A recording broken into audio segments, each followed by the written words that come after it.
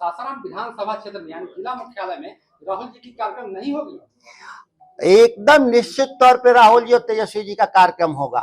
जिला प्रशासन अगर अनुमति नहीं दिया तो रोड मार्च होगा दोनों नेता का। सासाराम शहर से हम गुजरेंगे, लेकिन यहाँ के लोगों से मिलकर ही जाएंगे दोनों नेता।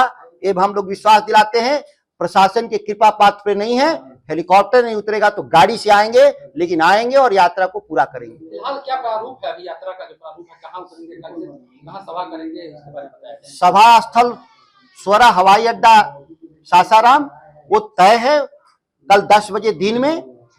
बाकी हेलीकॉप्टर का अनुमति अगर शाम तक मिल जाता है तो उसको अलग से हम प्रेस रिलीज देंगे, नहीं देंगे तो फिर हम यात्रा को वहां कार्यक्रम खत्म करने के बाद आएंगे शहर में और फिर शहर से वापस जाएंगे। प्रशासन क्या चाह रही है अभी तक? प्रशासन चाहता है कि यहाँ पे रैली ना हो। मतदाता सुरक्षा प्रशासन के खिलाफ, इलेक्शन कमीशन के खिलाफ यह आंदोलन है। वो नहीं चाहता कि यहाँ पे कोई भी आंदोलन, प्रदर्शन और ये यात्रा शुरुआत हो। जिला प्रशासन का रवैया बहुत बेहद निराशाजनक और विरोधी है। यह सत्ता पक्ष के हाथ में खेलने का काम कर रहे हैं लोग। हमारे जो नेता जो आ रहे हैं विपक्ष के, राहुल जी, तेजस्वी जी, वो आ रहे हैं कैसे? अभियान में, महाअभियान में, जो चुनावी राजनीति को बाद में प्रभावित करेगा, पहले हमारे अधिकारों को सुनिश्चित करेगा। जो हमारे महागठबंधन के समर्थक हैं उन्हीं के लिए लड़ाई नहीं लड़ रहे हम। इस देश के 100% मतदाताओं की मतों की रक्षा के लिए संघर्ष हम कर रहे हैं। हम केवल अपनी पार्टी के लिए नहीं, हम इस देश के बुनियाद को, लोकतंत्र को रक्षा के लिए लड़ाई लड़ रहे हैं। और इसीलिए तमाम लोगों से अपील भी है कि इस महाअभियान में आप शामिल होने के लिए आएंगे और इस यात्रा कार्यक्रम को, तेजस्वी जी और राहुल जी की यात्रा को मजबूती प्रदान करने का काम करेंगे। और मीडिया के सामने इसलिए कि किस तरीके से रोहतास जिला प्रशासन और यहाँ के डीएम के द्वारा लगातार गुंडागर्दी की जा रही है हमारे रैली को, कार्यक्रम को विफल करने के लिए, या जो जिनकी आवाज हम देना चाहते हैं मतदाताओं का, उनको डराया और धमकाया जा रहा है।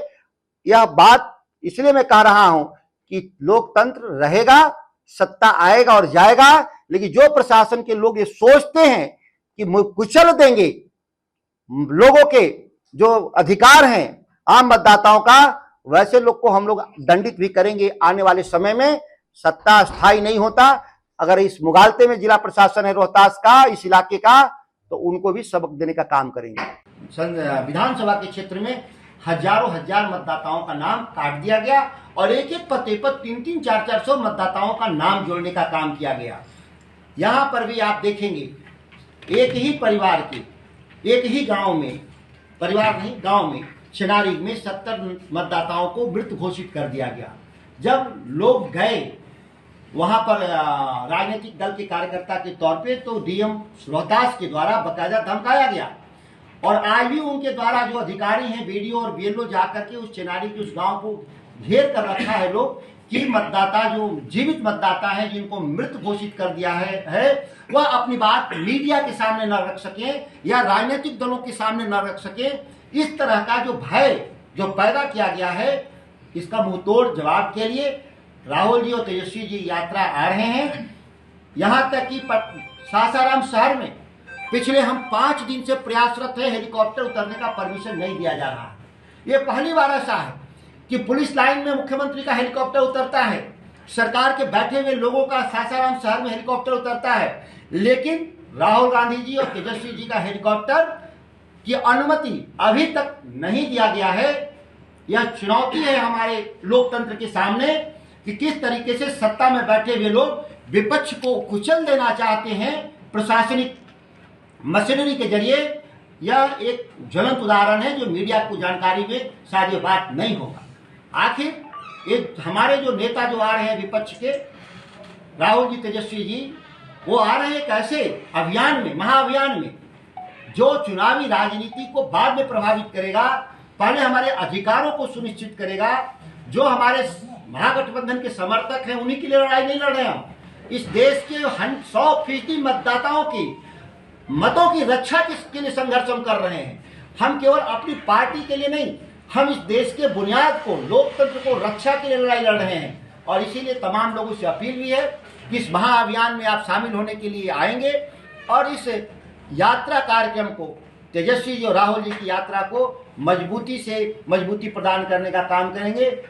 और मीडिया के सामने इसलिए कि किस तरीके से रोहतास जिला प्रशासन और यहाँ के डीएम के द्वारा लगातार गुंडागर्दी की जा रही है हमारे रैली को, कार्यक्रम को विफल करने के लिए, या जो जिनकी आवाज हम देना चाहते हैं मतदाताओं का, उनको डराया और धमकाया जा रहा है।